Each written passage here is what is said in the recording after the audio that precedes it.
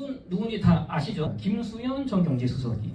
김수현 수석님 책을 보면 크게 나오는 게 보유세, 재산세, 종합부동산세는 올리고 양도세는 선진국 수준으로 낮춰서 자유롭게 거래를 해줘야 되고 건전한 다주택자들이 임대주택을 많이 주게 해서 너무 때려잡지 말아야 된다는 얘기를 거진 한 20년을 하셨거든요. 중요한 거는 보유세는 높이고 거래세는 낮춘다가 공통적인 거죠. 임대주택 늘린다. 근데 결과를 봤더니 하는 말 하나도 안 지키더라. 왜 그럴까? 저도 고민을 많이 했거든요.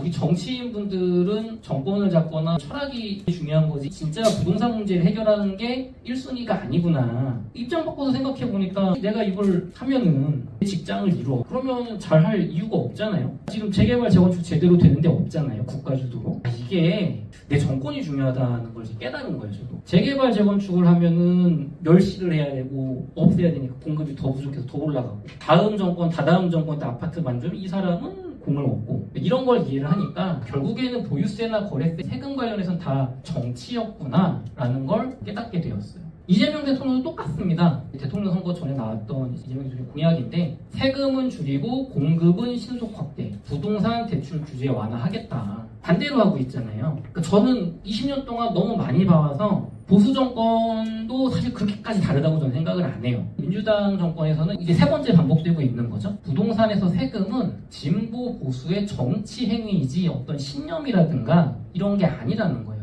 그렇다고 시장주의로 엄청나게 잘하는 건 아니거든요. 비슷하더라고요. 제가 볼 때는 노무현 대통령 때 세금 가지고 양도세, 취득세, 집값 올린다 이거 가지고 싸웠던 얘기를 문재인 정부 때 똑같이 했거든요. 그러니까 저는 그걸 보면서 공격적인 투자를 한 건데 이재명 정부도 똑같이 하고 있단 말이에요. 결과가 달라질 수 있느냐라고 봤을 때 당연히 달라지기가 어렵고 지금 집값이 많이 오르고 있잖아요. 왜 서울 집값 많이 오르냐? 박정희 대통령 때 80%좀 결정이 된 거예요. 그때 서울 수도권에 집중되는 거를 세종 쪽으로 수도 이전을 했어야 되는데 그걸 실패했기 때문에 돈과 권력과 일자리와 교육이 다 서울에 몰릴 수밖에 없기 때문에 집값이 이쪽에 오를 수밖에 없는 거죠.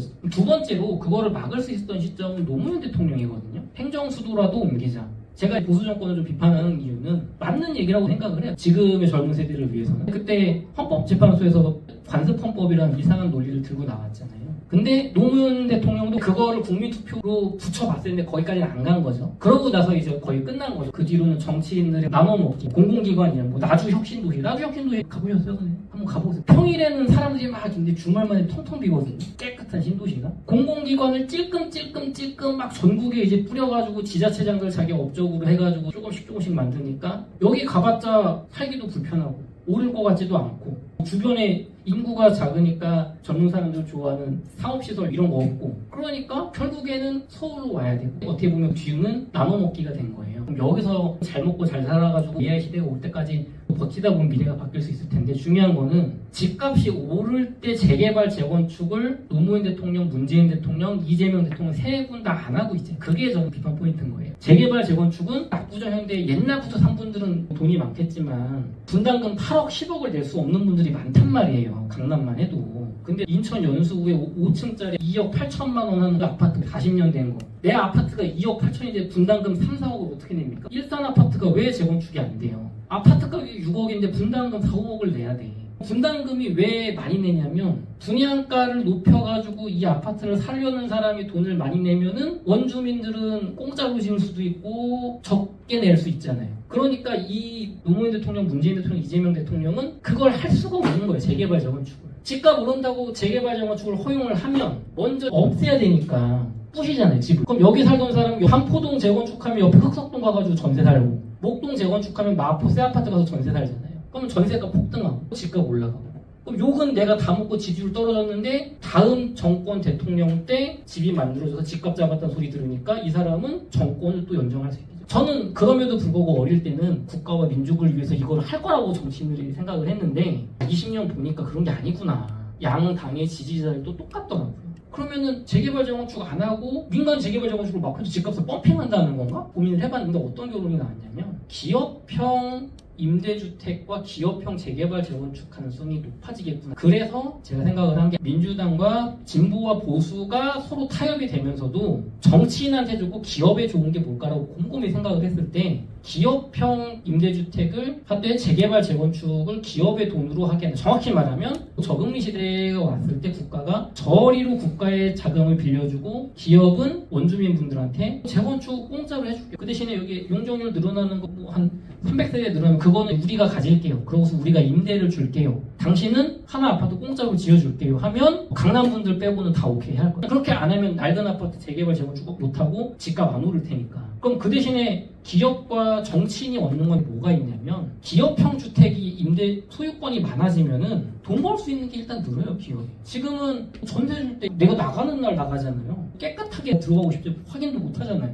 기업형 임대주택이 되면은 깔끔하게 빈집이고 깨끗하게 수선되어 있고 이런 서비스가 좋아져요. 자녀 도우미들이 와가지고 월 20만 원 내면은 등하원 서비스를 해준다거나 이런 서비스를 기업에 넣어가지고 야금야금 월세 개념처럼 돈을 빼먹을 수가 늘거든요. 사업할 수 있는 게 늘어나는 거예요. 기업들은 그걸 기가 막히게 공략하잖아요. 해외처럼 기업은 한 달에 따박따박 돈 들어오는 월세 받는 구조로 가면은 기업이 망할 일이 없어서 국가가 훨씬 안전해지지 않냐 이야기나 연구 결과가 되게 많거든요. 그런 수요가 있고, 정치인 입장에서 보면 요즘같이 분위기 안 좋을 때 국민 경제 살림이 어려운데 월세 동결 2년 동안 하고 고통분담 합시다 하고 기업 총수님들 불러가지고 말하면 지지율 올라갈 수 있잖아요. 이런 식으로 결국에는 국민과 정치인과 기업들이 합의가 돼서 재개발 재건축 시대를 한번 열지 않을까. 근데 제가 생각하는 그 시점은 앞으로 최소한 10년 이후입니다. 이번 정부 때 집값은 정말 많이 오를 거라고 봐요.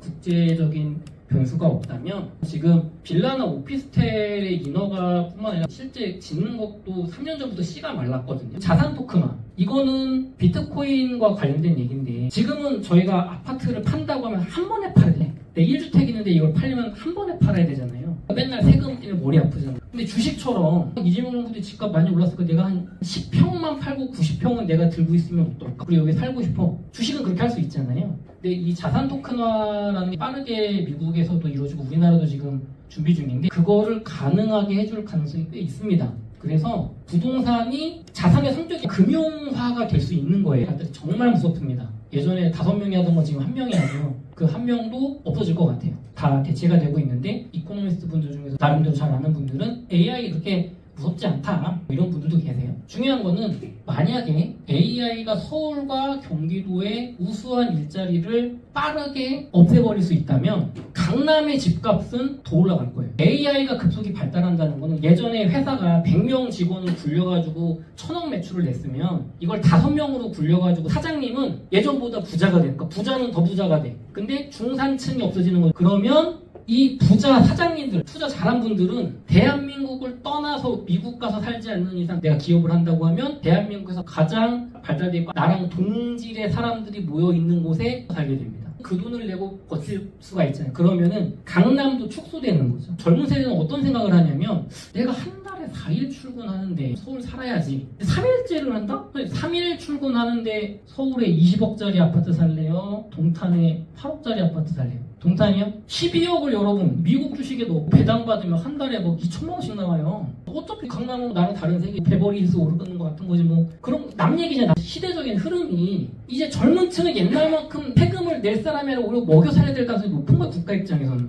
그러니까 연금 개혁도 못하죠, 표 때문에. 2000년대 초반에 PD수첩 보면은 지금은 똑같은 얘기합니다. 20년 전에도 이렇게 전문가들 나와가지고 앞으로 20년 뒤에는 노령화가 와가지고 연금이 부족할 텐데 뭐 연금 개혁해야 됩니다. 그런 얘기 했거든요. 지금도 똑같은 얘기예요. 내는 돈을 늘리고, 근데 지금 정치인들 보면은 덮어주려고 난리잖아요. 그러니까 이게 안 되는 거예요. 이 민주주의가 좋지만 표 때문에 정치인들이 구조적인 개혁, 국가와 민족의 장기적인 미래를 볼 수가 없는 거예요. 요거 하나만 조심하면 될 거예요.